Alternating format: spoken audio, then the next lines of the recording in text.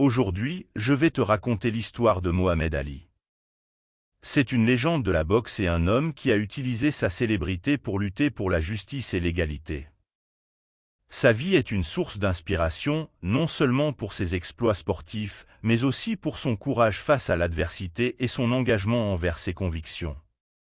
Mohamed Ali s'appelait Cassius Clay quand il est né, en 1942 en Amérique. Il a commencé à boxer à l'âge de 12 ans, après que son vélo a été volé et qu'il a juré de rosser le voleur. Un policier, qui a entendu sa colère, lui a suggéré de canaliser sa frustration dans la boxe. Cette décision a changé sa vie. Rapidement, Ali a dominé le monde de la boxe amateur, remportant des médailles d'or dans les compétitions nationales et finalement aux Jeux olympiques de 1960, à Rome. Sa carrière professionnelle a commencé peu après, et il est rapidement devenu connu pour son style de boxe unique. Sa vitesse et son habileté à prédire les rounds dans lesquels il vaincrait ses adversaires étaient admirables. En 1964, Ali a choqué le monde en battant Sonny Liston pour devenir le champion du monde poids lourd.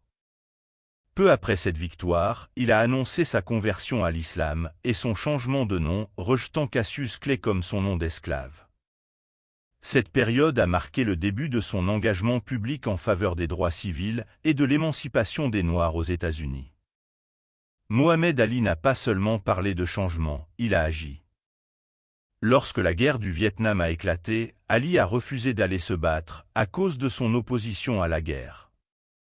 Sa fameuse déclaration « Moi, je n'ai rien contre les Vietnamiens » a fait de lui un symbole de la protestation anti-guerre.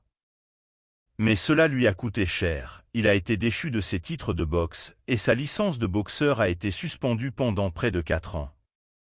Pendant son absence du ring, Ali est devenu un orateur influent contre l'injustice raciale, se produisant dans des campus universitaires et des rassemblements à travers le pays.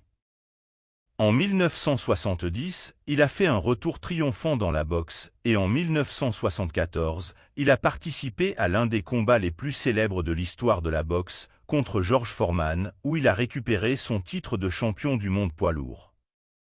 Ali n'a jamais cessé de se battre pour ce en quoi il croyait, que ce soit dans le ring ou hors du ring. Ses efforts pour promouvoir la paix et l'égalité lui ont valu de nombreux honneurs, y compris la médaille présidentielle de la liberté en 2005. Mohamed Ali est décédé en 2016, mais son héritage perdure. Il reste un symbole mondial de résistance courageuse contre l'injustice. Sa vie nous rappelle que le vrai combat pour la justice nécessite courage et persévérance. J'espère que l'histoire de Mohamed Ali t'a inspiré. Qui sait, peut-être qu'un jour, toi aussi, tu pourras être une source d'inspiration pour les autres.